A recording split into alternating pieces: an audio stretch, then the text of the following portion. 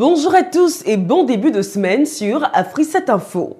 Démarrons cette session d'information par le 3e congrès ordinaire du Rassemblement des femmes républicaines qui a vu l'élection par acclamation de Dr Joséphine Yéné Ouattara en qualité de présidente de cet organe. On en parle avec Noélie Richard.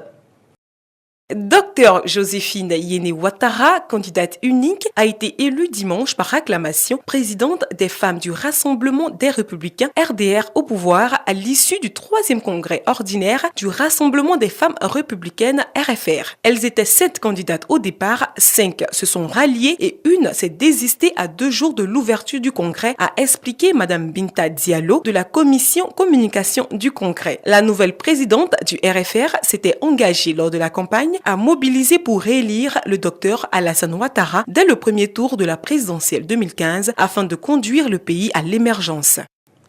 Une avocate camerounaise agréée à la Cour pénale internationale du nom de Josette Kadji, dans une interview, a déclaré qu'une permission de sortie peut être accordée à l'ex-président ivoirien Laurent Gbagbo en vue d'assister aux obsèques de sa mère. Selon l'avocate, il y a déjà eu des cas précédents, tel Jean-Pierre Bemba, qui a pu se rendre en Belgique à 2 reprises pour l'inhumation de ses parents. Ce genre de décision tire leur fondement de la socialisation de la justice.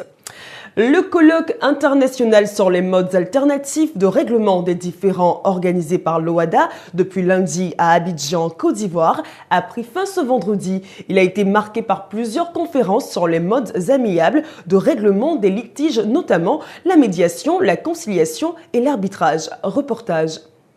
Étude de cas pratiques suivant le règlement d'arbitrage de la CGIA OHADA, c'est par ce module de formation que le colloque international sur les modes alternatifs de règlement des différends a clôturé ses travaux vendredi à Abidjan en Côte d'Ivoire. Organisé par l'Organisation pour l'harmonisation en Afrique du droit des affaires, ce séminaire a été précédé de la rentrée judiciaire de la Cour commune de justice et d'arbitrage. Pendant 5 jours, tous les procédés relatifs à la médiation et la conciliation et à l'arbitrage dans l'espace OHADA ont été passés en revue. Selon les organisateurs, cette rencontre a permis aux participants, notamment les professeurs, les magistrats et les juristes d'entreprise de découvrir des choses sur le nouvel environnement des affaires. Marcel Serekoïssé Samba, président de la CCJA, quant à lui, s'est félicité de l'engouement suscité par ce colloque et de la détermination à soutenir son institution. Des diplômes ont été remis aux séminaristes. Rendez-vous a été pris en mars ou avril 2015 en République démocratique du Congo pour un prochain recyclage.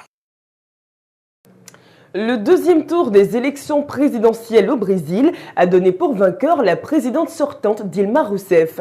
Aux prises avec le représentant du Parti social-démocrate Aécho Nebès, sa victoire s'est jouée à un poussé. Dilma Rousseff a promis d'être, je cite, une bien meilleure présidente que jusqu'à présent.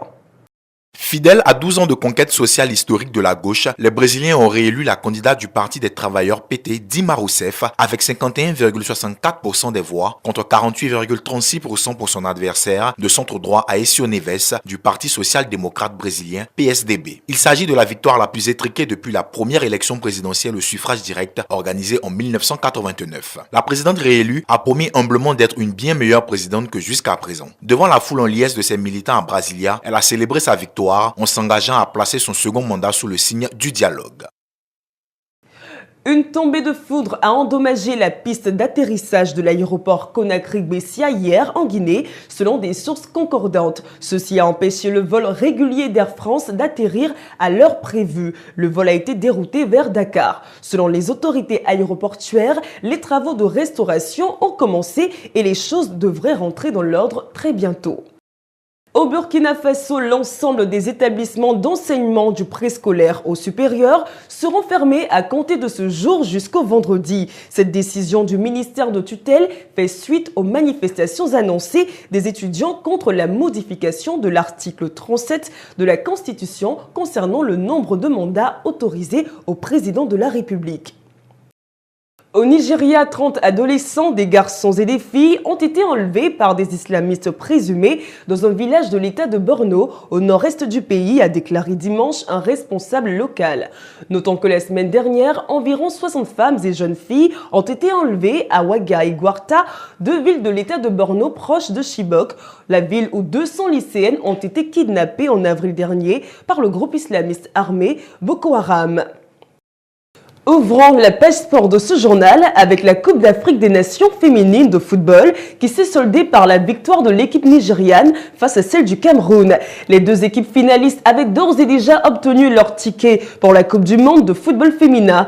À la liste des équipes africaines qualifiées s'ajoute la Côte d'Ivoire qui a remporté le match de classement contre l'Afrique du Sud. Des précisions avec Alex Mokhtar. La Côte d'Ivoire rejoint la liste des 3 pays africains qui participeront à la Coupe du monde féminine de football prévue pour 2015 au Canada. Éliminée vendredi en demi-finale de la CAN féminine par le Cameroun, les Ivoiriennes ont battu les Bafana Bafana de l'Afrique du Sud samedi en match de barrage. Une victoire qui leur permet donc de faire partie du trio africain qui se déplacera au Canada l'année prochaine. Elles rejoignent ainsi le Cameroun et le Nigeria. Notons que la finale de la CAN féminine 2014 s'est tenue dimanche et s'est soldée par la victoire du Nigeria 2-0 face aux Camerounaises.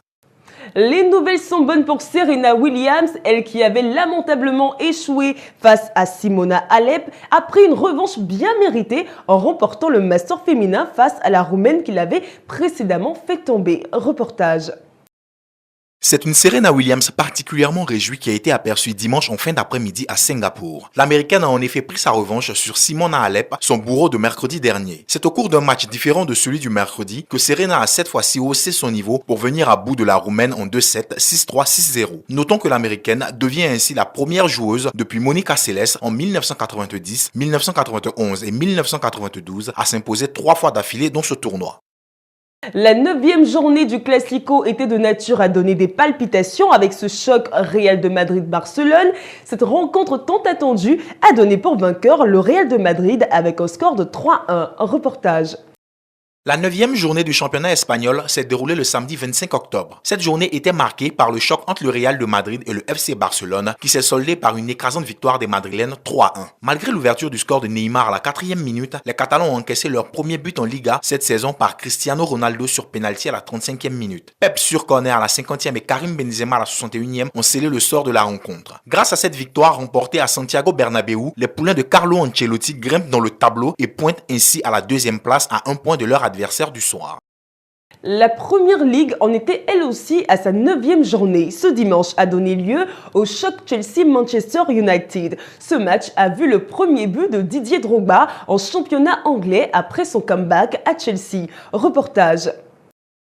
Considéré comme l'affiche de ce week-end, le match Manchester United-Chelsea a tenu ses promesses. Débuté à 15 h, il a fallu attendre la 52e minute pour voir Didier Drogba, l'attaquant de Chelsea, ouvrir le score pour les Blues ainsi que son compteur de buts en Première Ligue. Drogba inscrit son 101e but en Première Ligue. Jusqu'à la 90e minute, la mission semblait accomplie pour les Blues, mais les Red Devils, avec leur capitaine Van Persie, ont arraché le nul dans les ultimes minutes du temps additionnel, soit à la 94e minute. Score final, 1 but partout. Chelsea garde toujours le fauteuil de leader. Terminons ce journal par la lucarne showbiz. Nous annoncions au milieu de la semaine la sortie de coma de l'artiste ivoirien Johnny Lafleur. Il a malheureusement rendu l'âme le vendredi dernier à Abidjan en Côte d'Ivoire. On revient sur les circonstances de son décès dans ce reportage. Malade depuis près d'1 an, Johnny Lafleur a rendu l'âme le samedi 25 octobre 2014 dans une clinique médicale à Abidjan-Cocody en Côte d'Ivoire. Malheureusement, l'héritier d'Ernesto Djedje ne se produira plus jamais sur scène. Adieu l'artiste. Rihanna a décidément plusieurs cordes à son arc. En marge de son activité d'artiste chanteuse, la Barbadienne s'investit dans les affaires avec la mise sur le marché de son parfum baptisé Rodman. Reportage. On lui connaît des talents de chanteuse, mais pas ceux de femme d'affaires. La star américaine Rihanna était présente dans la ville la plus peuplée de l'État de Géorgie, Atlanta, pour célébrer la sortie de son nouveau parfum pour homme, Rodman. La date du lancement a été rapidement fixée suite à l'important succès qu'a rencontré son parfum dans l'ensemble aux États-Unis après que la chanteuse ait publié le lien pour se le procurer via Internet. Rodman est disponible depuis la semaine dernière aux États-Unis. C'est tout pour ce rendez-vous de l'actualité. Merci de nous avoir suivis. L'information continue sur notre plateforme.